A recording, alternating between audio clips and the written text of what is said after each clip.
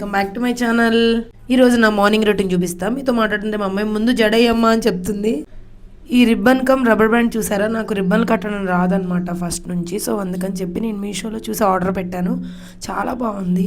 మనం జడ అల్లేసి పైకి పెట్టేసి రబ్బర్ బ్యాండ్ పెట్టేయడమే అనమాట. మా పిల్లలు రెడీ అవ్వడానికి ఎంత ఏడిపిస్తారంటే ఈవిడైతే అసలు లేగలేదనమాట. ఇంకా టైం అవుతున్నా సరే చిన్న ఆవిడ.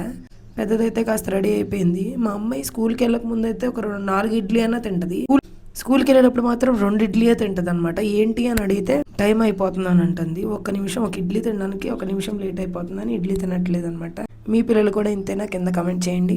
ఇంకా ఎట్టకేలకు ఆవిడ వెళ్ళిపోయింది అనమాట. ఈవిడితో పెట్టుకోదు అస్సలు. మా పెద్దమ్మాయి అది తొందరగా వెళ్ళిపోయింది స్కూల్కి. మా అమ్మ దింపేశారు. ఇంక ఈవిడ రెడీ అయ్యేసరికి గంటల టైం పట్టిద్ది. నెమ్మదిగా మాట్లాడుతూ నెమ్మదిగా తింటది అనమాట. స్లో బాగా.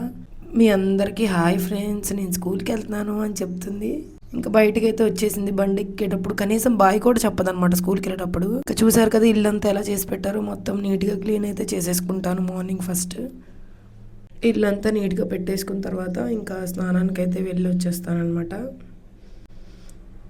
ఇంకా స్నానానికి వెళ్ళి వచ్చేసిన తర్వాత ఫస్ట్ నేనైతే కుంకుమ పెట్టుకుంటాను.